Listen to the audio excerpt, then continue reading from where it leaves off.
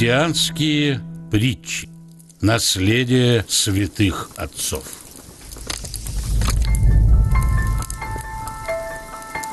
Плод послушания.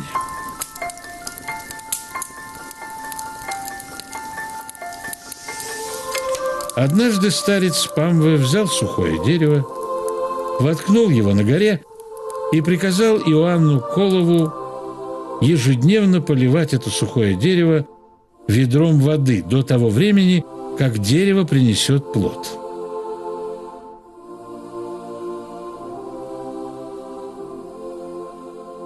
Вода была далеко от них. Утром надо было идти за нею, чтобы принести к вечеру.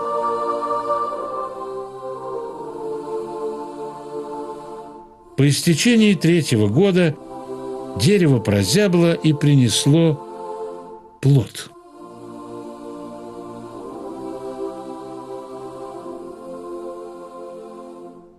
Старец взял плод, принес в церковь к братьям и сказал им: «Приступите, вкусите от плода послушания».